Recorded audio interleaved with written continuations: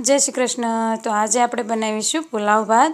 તેની માટે મેં અહીંયા થોડા શાકભાજી લઈ લીધા છે અને તેની સાથે બાફેલા ચોખા લઈ લીધા છે। તો ગેસ ઓન કરવાનો છે આપણે અને તેની ઉપર મેં લોયું રાખી દીધું છે અને તેમાં મેં જરૂર પ્રમાણે તેલ ઉમેરી દીધું છે। તો તેલને આપણે ગરમ થવા દેવાનું છે। તેલ આપણું ગરમ થઈ જાય ને એટલે તેમાં 1 ચમચી રાઈ અને 1 ચમચી જીરું ઉમેરી દેવાનું છે।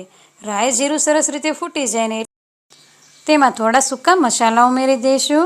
તેની સાથે 1 ચમચી વઘાણી ઉમેરશું।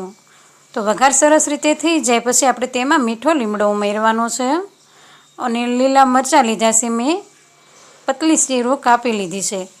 મરચાં ઉમેરી દીધા છે અને જો સરસ રીતે આ લીલા શાકભાજી પણ ધોઈને સાફ કરીને સુધાર્યા છે। તો તેમાં 2 નાની ડુંગળી મેં સમારી હતી તે પણ ઉમેરી દેવાની છે અને તમે ડુંગળી ન ખાતા હોય તો તમે સ્કીપ કરી શકો છો। અને આ ડુંગળી આપણે સરસ રીતે તેલમાં સતળાઈ જાય ને ત્યાં સુધી આપણે તેને સતળાવા દેવાની છે। તો આપણે આ ડુંગળી સરસ રીતે સતળાઈ ગઈ છે તો તેમાં આપણે આ બટેકાની ચીરો નાખી દઈશું અને તેને પણ આપણે તેલમાં ચડવા દેવાની છે। તો પહેલાં તો આપણે સરસ રીતે મિક્સ કરી લઈશું। તો બટેકા સરસ રીતે તેલમાં મિક્સ થઈ જાય ને એટલે આપણે ઢાંકણ ઢાંકી થોડી વાર માટે બટેકાને ચડવા દેવાના છે। તો થોડી વાર પછી ઢાંકણ હટાવી અને તેમાં આપણે આ ટમેટાં નાખી દઈશું। ટમેટાં નાખી દઈએ ને પછી આપણે તેમાં સ્વાદ પ્રમાણે મીઠું ઉમેરી દઈશું। તો મેં ચોખા બાફા મીઠું નથી નાખ્યું એટલા માટે આપણે તેના ભાગનું પણ મીઠું ઉમેરી જ દીધું છે અને આ મીઠાને સરસ રીતે આપણે મિક્સ કરી લેવાનું છે।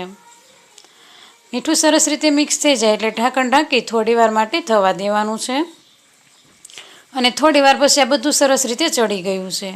તો હવે તેમાં કાપેલી કોબી નાખી દઈશું। તો કોબીને પણ આપણે સરસ રીતે મિક્સ કરી લઈશું। તો કોબી આપણી સરસ રીતે મિક્સ થઈ જાય ને એટલે આપણે ગેસ ધીમો કરી અને ઢાંકણ ઢાંકી થોડી વાર માટે થવા દઈશું। થોડી વાર પછી આપણે તેમાં થોડા મસાલા નાખી દઈશું। તેની માટે મેં કિચન કિંગ મસાલો, અડધી ચમચી હળદર પાવડર, ચપટી લાલ મરચું પાવડર, ધાણા જીરું પાવડર બધું ઉમેરી અને સરસ રીતે મિક્સ કરી લેવાનું છે। જો તમે વધારે તીખું ખાતા હોય તો લાલ મરચું વધારે ઉમેરી શકો છો। તો આ બધું સરસ રીતે મિક્સ થઈ ગયું છે।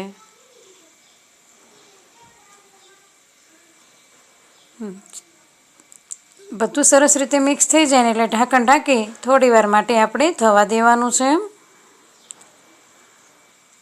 તો થોડી વાર પછી આપણે ઢાંકણ હટાવી દઈશું અને તમે જોઈ શકો છો બધું સરસ રીતે ચડી ગયું છે। તો આપણે આ બાફેલા ચોખા છે ને તે તેમાં ઉમેરી દઈશું અને આ ચોખાને સરસ રીતે આપણે મિક્સ કરી લેવાના છે। પણ હા, જો તમને અમારો વિડીયો પસંદ આવે તો લાઈક, શેર અને સબસ્ક્રાઈબ કરવાનું ભૂલતા નહીં।